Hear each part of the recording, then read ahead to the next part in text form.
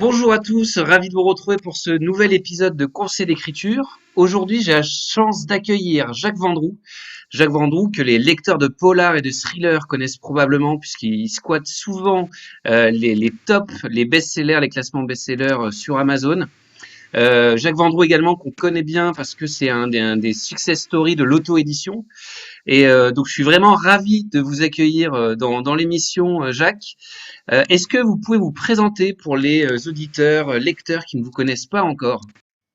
Bien sûr, alors déjà bonjour à vous et puis bonjour à tous ceux qui regardent cette vidéo. Voilà, donc moi je suis auteur depuis une dizaine d'années, on va dire, même si j'ai toujours aimé écrire des petits trucs à gauche à droite. Je suis pas auteur professionnel, pour peu qu'il y ait des auteurs professionnels, c'est-à-dire que j'ai gardé mon métier et c'est pas un secret, je suis ingénieur dans un domaine industriel qui est l'aéronautique. Et donc, je travaille dans la semaine et puis j'écris le week-end pendant les vacances. Et souvent avec ma femme, puisque ceux qui me connaissent un peu ou ceux qui vont me découvrir savent que ma femme est, je dirais, la moitié de Jacques Vendroux, c'est-à-dire qu'elle est vraiment un élément très important dans l'aventure qu'on a menée ensemble. D'accord, ok. Alors, pour revenir un petit peu, juste, on sort d'une période un peu compliquée avec le confinement. Donc, vous, est-ce que vous en avez profité du confinement pour écrire, pour avancer sur votre prochain roman? Ou est-ce que vous n'avez pas trouvé l'inspiration dans ce moment? C'est passé Alors, comment? alors pas vraiment, d'abord parce qu'en fait, pendant le confinement, je suis passé en télétravail. Et comme les équipes ont été réduites, les journées se sont allongées, donc j'ai vraiment pas eu le temps d'écrire, D'accord, pardon. Alors j'ai pu quand même finir voilà un roman qui était en cours, alors qui d'accord. est pas un thriller, là qui est plus un cozy mystery plus humoristique, mais ça allait bien parce que voilà c'était de l'humour, ça m'amusait, mais j'aurais pas été capable d'écrire quelque chose de noir pendant cette période-là. D'accord, Il y en a que ça a pu inspirer, moi non c'était pas le cas. d'accord. Donc là, parce que nous, on vous connaît, enfin moi, je vous connais en tout cas comme auteur de thriller, j'ai regardé un peu votre bibliographie. Vous écrivez vraiment énormément. Vous êtes très prolifique. Vous écrivez également des contes, enfin des histoires pour enfants. Donc là, maintenant, vous allez sur le terrain de l'humour. Est-ce que vous pouvez nous en dire un peu plus? Est-ce que c'est un virage complet? Est-ce que c'est ou c'est juste voilà un one shot? Vous vous êtes dit j'ai envie de faire un Non, peu d'humour dans cette période. ouais, c'est on va dire que c'est une expérience. Quand on s'est lancé avec ma femme là-dedans, on s'est dit on a envie d'essayer des choses. Donc le thriller au départ, c'est clairement ce que j'avais envie d'écrire parce que c'est ce que j'aime lire, parce qu'à écrire, voilà, il y a des rebondissements, on se surprend soi-même, c'est très riche. Et puis dans le thriller, on peut mettre un peu tout ce qu'on veut. Donc voilà, des expériences là-dessus. On a fait des expériences sur l'édition, l'auto-édition, les livres audio, etc., etc. Et puis là, j'ai eu envie d'écrire autre chose. Voilà. Je me suis dit, j'ai un peu arrêté le thriller et de partir sur ce qu'on appelle cozy mystery. En anglais, ça va être en général, en général, c'est anglais. Ça se passe en Angleterre, ça se passe dans un village. Il y a eu un personnage qui mène une enquête, etc., etc. Sauf que là, on l'a fait passer en France, on l'a fait passer en Bretagne. Et j'avais envie de faire un peu d'humour. Alors c'est quand même quelque chose, c'est un livre qui est, voilà, où il y a un fond qui est sérieux, mais on peut se permettre des dialogues beaucoup plus amusants, des clins d'œil qu'on peut moins se permettre dans le thriller. Donc c'était l'envie de changer, mais le thriller, je sais que j'y reviendrai. D'accord. Personnellement, je connaissais pas du tout ce terme de cozy mystery. C'est et qui et quel genre de, enfin, il y a un Alors, auteur comme ça qui est un peu connu. C'est il y a une série, alors ce que j'ai écrit ressemble pas du tout à ça, mais qui s'appelle Agatha Raisin, d'accord, c'est une anglaise qui a fait une vingtaine de tomes qui ont cartonné en France. Pour les plus anciens, il y avait, je dirais un peu dans le style, il y avait Ex Braya avec Imogène. d'accord, ok. Ex-Brian, ouais, Voilà, ok. voilà ce style-là en fait. D'accord, ok. Curieux de découvrir. Alors, et ça va sortir quand? Ça, c'est en auto-édition? C'est avec Robert Là, Laffont? C'est on vient d'écrire le mot fin, donc on a commencé à le donner à quelques bêta-lecteurs. Donc, et voilà, il y a un éditeur qui était intéressé pour le lire. Ça va sortir, alors pas avant 2021, puisqu'on d'accord, vient de sortir un à l'instant, parce qu'en fait, à partir du moment où le livre est terminé, on a mis le mot fin, et si vous écrivez, vous le savez, il y a encore un travail énorme de relecture, enfin, etc., etc., de réécriture par moment. Donc voilà, c'est quelque chose qu'on imagine éventuellement en 2021. D'accord, ok. Et alors, pour aller un peu plus dans le détail de votre parcours d'écrivain, comment vous êtes arrivé à écrire? Vous étiez un grand lecteur, vous étiez un écrivain depuis petit, comment ça s'est passé en fait? Alors, oui, j'étais un très grand lecteur. En fait, on faisait partie. Alors, je suis de 65, hein, vous pourrez calculer mon âge. Et quand on était enfant, on faisait partie déjà des 3% de familles qui n'avaient pas de télévision. D'accord, Donc, alors j'ai un petit côté un peu frustrant quand il y avait des dessins animés ou des matchs de foot, euh, donc j'ai beaucoup lu un peu de tout en fait. Et puis, voilà, il se trouve que j'aimais écrire. Alors, j'écrivais des petites histoires quand j'étais plus jeune. Après, j'ai fait une prépa quand je voulais me détendre. J'écrivais une nouvelle, des choses comme ça. Et ensuite, j'ai raconté des histoires. J'ai deux enfants qui maintenant sont grands, ils ont plus de 25 ans. Et quand ils étaient petits, pendant, ouais, je crois que je peux dire des années, tous les soirs, pendant au moins 20 minutes, on se retrouvait dans la chambre ou dans un grand lit. Et il fallait raconter une histoire inventée, évidemment. Donc tout ça m'a donné envie de continuer quand ils étaient plus grands et qu'ils m'ont dit, bon papa, tes histoires, passe à autre chose. Et du coup, voilà, j'ai commencé un jour à écrire pour passer le temps. Et c'était un voyage. Je revenais de, je sais plus où, j'étais à l'aéroport de Lyon et je rentrais à Grenoble. Et j'ai commencé à écrire un premier chapitre dans le bus. Alors sans savoir du tout où j'avais l'idée du premier chapitre et surtout je ne pensais pas en faire un livre. Hein. C'était vraiment pour me détendre. Et 3 ans après, parce que ça a plu à des gens, je suis sorti avec un pavé et qui est devenu mon premier roman, donc les pierres couchées. Donc le hasard, je dirais, alors j'aimais ça, donc il n'y a pas que le hasard, mais je n'avais jamais eu vraiment l'envie d'écrire un livre complet, un thriller. Et puis après, j'ai jamais pensé l'éditer. Voilà. d'accord. Et puis, c'est peut-être votre question suivante, mais je suis arrivé à l'édition. Oui, Encore, je dirais, des rencontres et puis une somme de hasard qui fait que le livre a été édité. d'accord, parce que quand vous dites qu'il a été édité, là vous l'avez pas auto-édité celui-là, Les Pierres Couchées. Si. Alors pour moi, l'auto-édition, c'est l'édition. Hein. D'accord, ok. Parce que c'est une En fait, question que j'allais poser parce que je fréquente donc des groupes d'écrivains où on se pose des questions, on s'entraide, on se fait lire des choses et oui, on bien parle sûr. souvent d'auto-édition. Et votre nom était revenu plusieurs fois en parlant de success story. Et donc voilà, je voulais savoir comment ça s'était passé l'auto-édition. En plus, j'ai vu que vous avez publié un guide comment s'auto-éditer, comment arriver dans le top 100 des classements Amazon notamment. Donc vous, quelle est votre histoire en fait avec l'auto-édition? Alors en fait, quand le livre était terminé, alors ça devait être peut-être en 2000, je sais plus, 2009. Il n'était pas question de l'envoyer à un éditeur. La raison est très simple, c'est que premier roman, thriller, un peu fantastique. En plus, chaque envoi, ça devait faire 2 ou 3 kilos. Donc on s'est dit D'accord. bon, on va le garder pour Les nous. frais Voilà, postaux auraient été importants, oui. les frais postaux et puis ne serait-ce que 3 kilos, je veux dire, ça fait du papier quand même. Hein. Ouais. Donc avec des chances normales, je dirais, d'être choisi, c'est nul en fait. Hein. Donc il est resté dans mon ordinateur, quelques personnes l'ont lu, on trouvait sympa. Et puis en 2012, une amie qui l'avait lu m'a dit écoute Jacques, il y a Amazon qui a sorti quelque chose, j'ai vu un auteur sur M6 et apparemment c'est très simple à faire. Et c'est là que je dis ah ouais super, et c'est là que ma femme en fait a pris le relais parce que c'est elle qui a écrit tous les livres sur l'auto-édition. Hein. D'accord. Et on a mis le livre sur Amazon. Alors ça a pris une demi-heure. On ne savait pas que cette demi-heure que ça nous a pris, ça allait nous prendre ensuite des milliers d'heures qui nous intéressent dans la suite, dans les années qui suivent. D'accord. Ok. Et justement, donc vos premiers romans donc ont été autopubliés sur Amazon. Et comment vous est arrivé le succès? Comment vous avez fait la promotion de vos livres? Quelle a été votre réaction quand vous avez vu qu'il y avait autant de gens qui les lisaient, qui les aimaient, qui demandaient des nouvelles, des nouveaux romans? Alors au début, une surprise, sincèrement, une surprise complète, puisqu'on l'avait mis sur Amazon. On n'avait pas de blog, pas de page Facebook, rien. Promo zéro, quoi. D'accord. Et puis, alors il y avait un peu moins de lecteurs, mais il y avait beaucoup moins de livres. Et le livre a plu. Alors le livre a plu, c'est vraiment pas la couverture, parce que la couverture à l'époque, c'était une photo de vacances à Carnac. On avait attiré les gens qui étaient autour de Pierre Couchet, D'accord. sur un fond bleu roi, donc enfin ou bleu nuit. Donc ouais, c'était pas un truc top professionnel. Je pense que la quatrième de couverture a plu, l'histoire a plu. Et 3 mois après, on s'est retrouvé numéro 1 en e-book.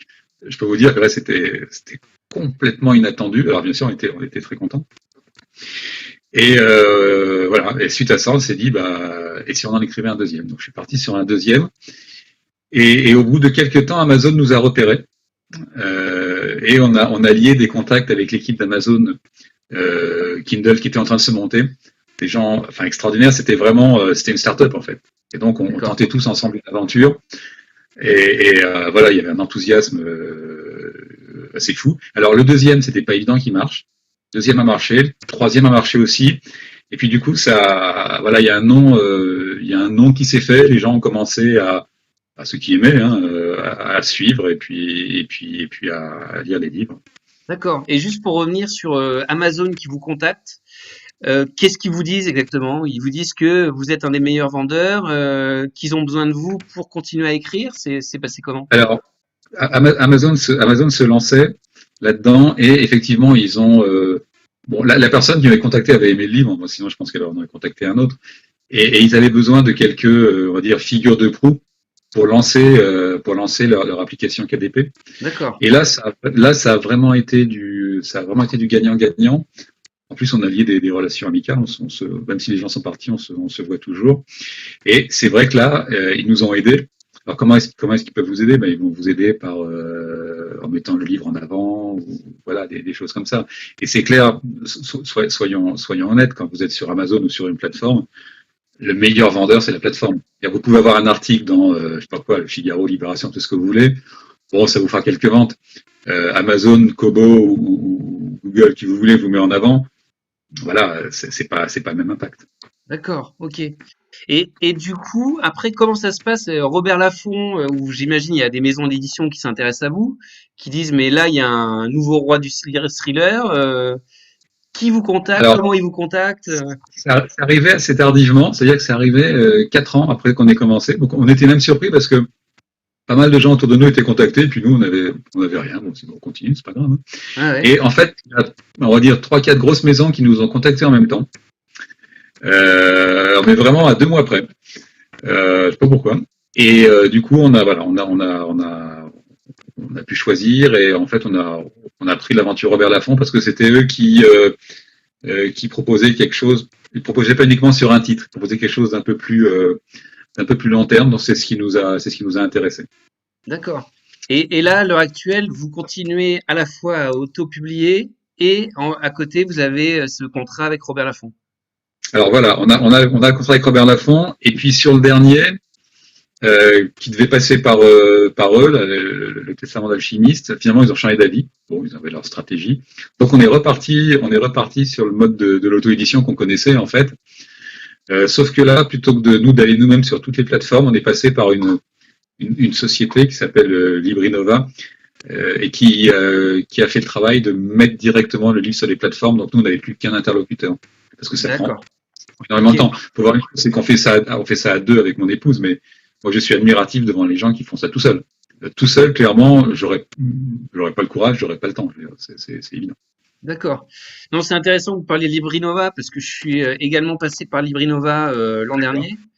Et Mhm. juste avant la crise du Covid, parce qu'il faut savoir que Librinova donc aide à la publication, mais ensuite met en relation les écrivains qui ont un peu de Oui. succès, on va dire, avec les maisons d'édition et a fait un petit travail d'agent, on va dire.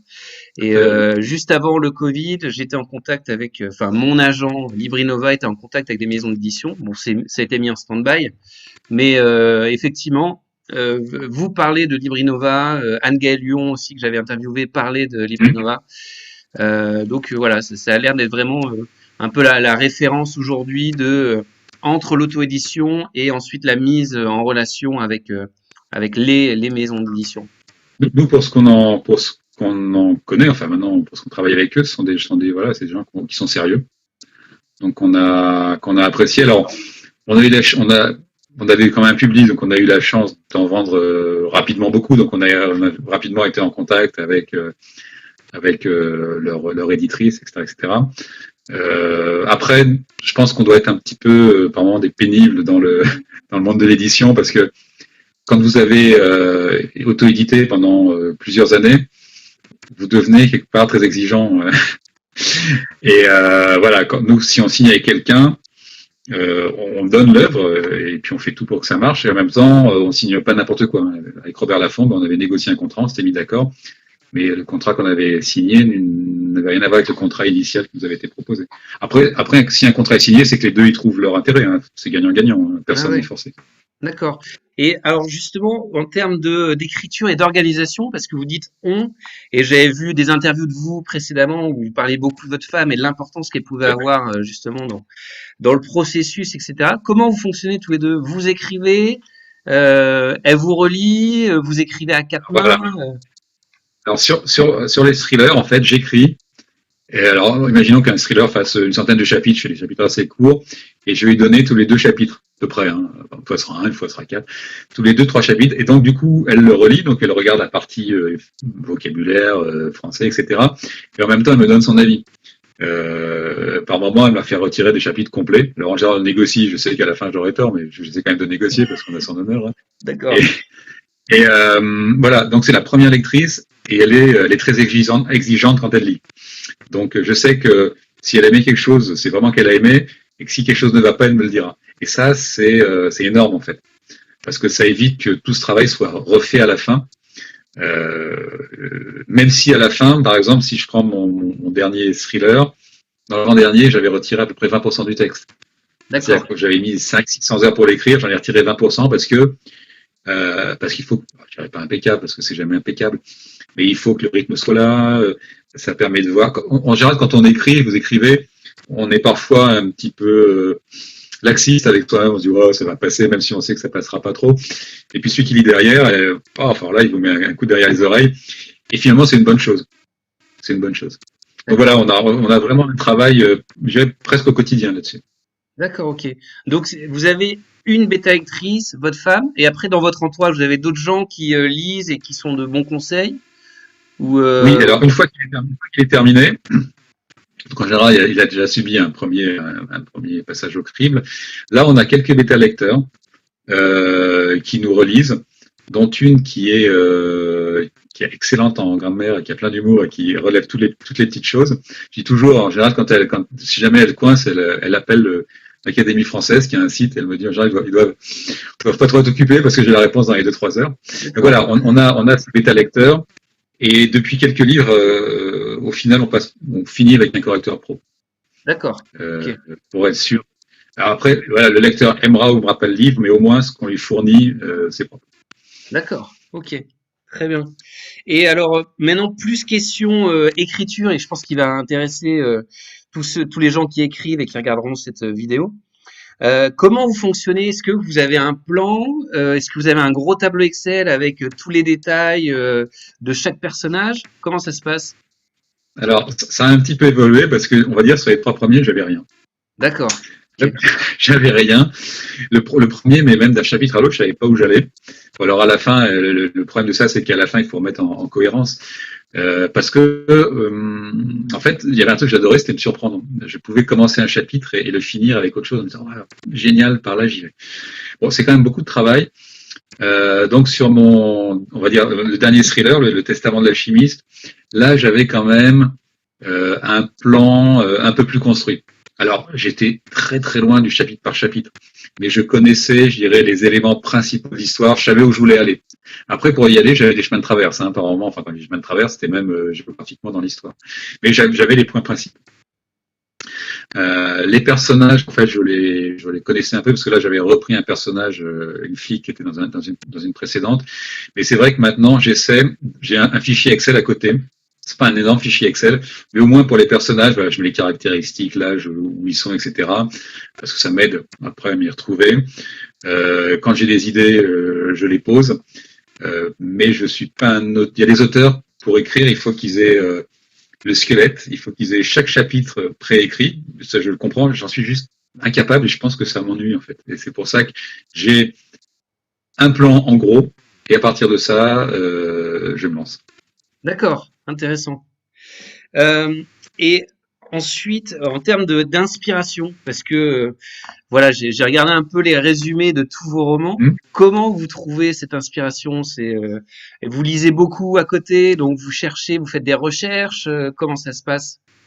Alors il y a tout ce que j'ai lu, bon, comme tout le monde, les films que j'ai vus, etc., qui vont forcément nous inspirer, consciemment ou inconsciemment. Après, quand j'écris un thriller, j'évite de lire des choses qui parlent de la même chose parce que je veux éviter de faire du plagiat inconscient. En général, si je prends mes derniers thrillers, j'ai envie de parler d'un thème. Le Testament de l'alchimiste, vous avez le thème. Le Sceau des sorcières, vous avez le thème. J'avais écrit entre les deux un livre qui s'appelle La Messe des Morts, où là, je voulais me baser sur la Bretagne, les contes bretons, etc., etc. Donc, j'ai ce thème que je travaille dans un premier temps. Donc, j'achète des bouquins. Par exemple, sur le Sceau des sorcières, j'avais acheté pas mal de livres sur l'Inquisition. J'avais même acheté le Manuel des Inquisiteurs écrit au XVe siècle, que vous trouvez encore en librairie. Hein, c'est bon, faut se taper, mais il faut y aller. Et à partir de ça, voilà, le fond est là.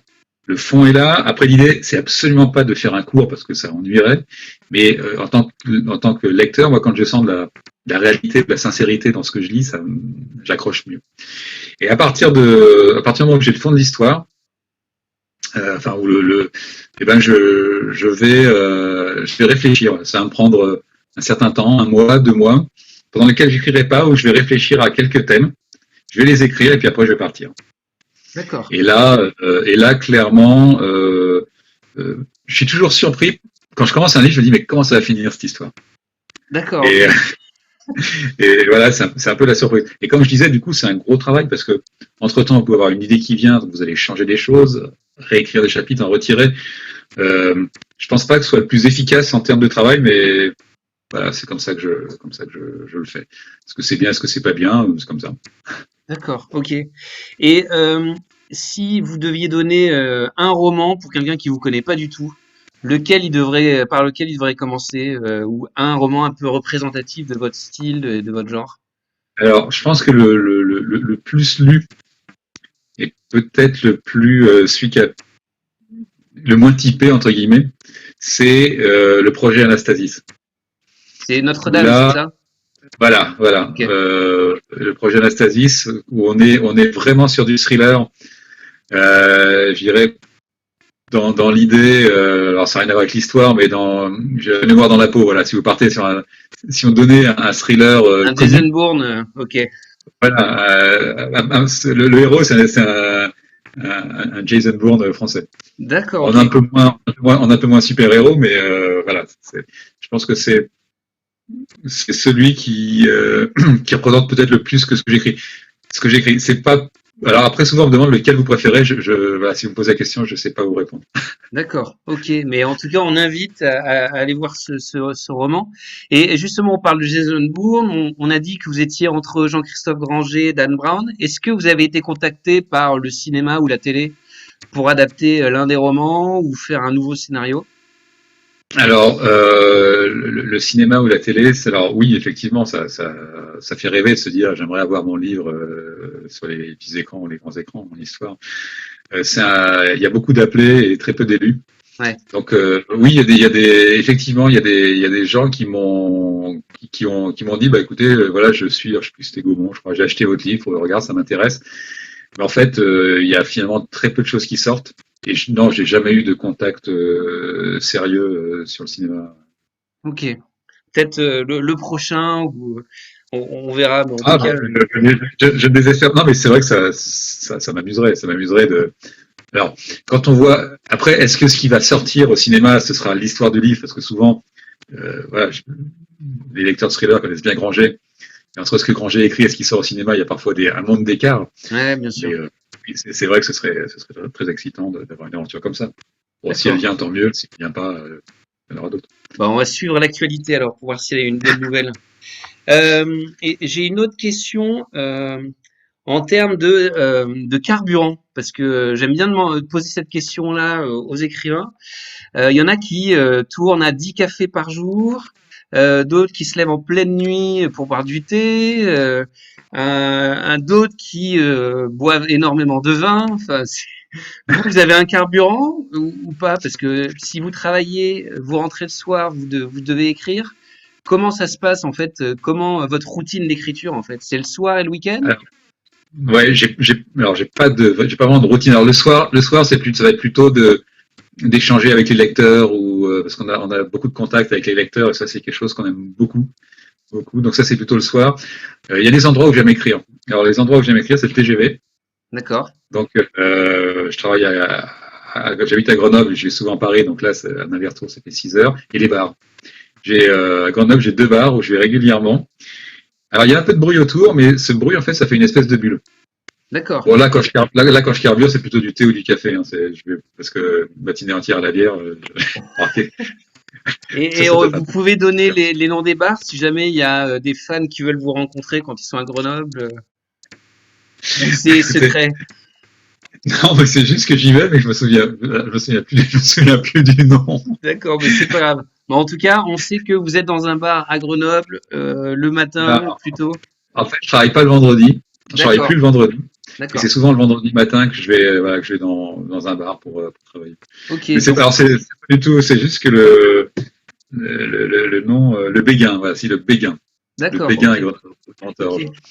Bah, on pourra l'ajouter le béguin si jamais le vendredi quelqu'un est à Grenoble et il veut discuter un petit peu de votre dernier roman. Ah, bah, après, sinon, il me contacte sur Facebook et on se retrouve, on boit un verre ensemble, il n'y a pas de souci. Avec plaisir. D'accord, ok. Bah, je pense que c'était à peu près toutes les questions que j'avais. Si jamais vous aviez un conseil à donner à un écrivain, un jeune écrivain, qu'est-ce que serait, vous, le conseil que vous donneriez? Si jamais il y a quelqu'un vient vous voir un vendredi au Ouais. Béguin et vous demande j'écris, quel est le conseil que vous pourriez me donner? Ce serait quoi? Alors, s'il écrit, déjà, c'est que ça lui fait plaisir. Il y a des gens parfois qui se disent, il faut que j'écrive. Non, faut pas écrire. On a envie d'écrire, on n'a pas envie d'écrire. Donc, il faut avoir le plaisir d'écrire. Alors, quand on dit plaisir, il y a du travail aussi. Hein. Il y a beaucoup d'heures de travail. Et son premier truc, c'est, t'as envie d'y aller. Parce que je vais le tutoyer si c'est un jeune écrivain. T'as envie d'y aller, ben écoute, vas-y, ne te limite pas, écris ce que tu as envie d'écrire. Ne cherche pas à dire tout de suite qu'est-ce qui pourrait marcher, qu'est-ce qui pourrait pas marcher, parce que on n'en sait rien, et même les éditeurs n'en savent rien, donc vas-y. Et puis la deuxième, c'est une fois que tu as fini d'écrire, relis-toi, fais-toi relire. Et ton livre, en fait, quand tu vas le proposer, tu vas le mettre, imaginons, sur Amazon ou sur Kobo ou sur n'importe quelle plateforme, le monde entier y a accès. C'est con, hein, c'est un clic, mais c'est des milliards de personnes qui ont accès. Et du coup, en fait, et la première fois qu'on l'a mis, c'était quand même quelque chose qui prenait un peu au trip. Hein. On met tout d'un coup son note, ce qu'on a sorti avec ces tripes là, on l'offre au monde entier. Et voilà, donc les gens vont lire, il y en a qui vont aimer, puis il y en a qui vont pas aimer. Et parfois, on se prend des commentaires et ils peuvent être assez secs ou assez salés. Mais au début, on s'est pris beaucoup de commentaires pas sympathiques, justement parce que le livre n'avait pas été assez relu. Il y a des gens pour qui une faute par page, c'est pas gênant. Il y a des gens pour qui une faute par livre, c'est trop. C'est un peu à l'extrême. Mais... Ouais, Donc voilà ce que je dirais. Une fois que tu as écrit ton livre, si tu l'as écrit en général, si tu as envie de le faire lire, c'est que tu as envie d'avoir des lecteurs, ben, respecte ton lecteur en termes de forme et donne-lui quelque chose de bien. Voilà ce que je lui dire. d'accord. Bah, super, super pour le mot de la fin. Bah, j'ai envie de vous dire merci beaucoup. Qu'est-ce qu'on peut vous Ben, c'est moi souhaiter qui vous du coup remercie. pour 2020? Là, c'est pour votre dernier roman, c'est beaucoup de succès. Bon, bah, c'est que oui, on a toujours envie qu'il plaise. Quand on écrit, on a toujours envie d'être lu, donc voilà, qu'il soit lu. Et puis après, bah, de l'inspiration pour ceux qui viennent. En général, j'en ai toujours trois ou quatre bouts dans la tête. Alors c'est toujours des bouts. Hein, je vous explique comment je marchais. J'ai une scène d'un truc qui vient, puis une autre scène, mais que tout ça se mette en place. Voilà, c'est entre difficultés. Puis s'il y a de la difficulté, on l'affrontera. D'accord, top. Bah, merci beaucoup. Merci beaucoup, Jacques.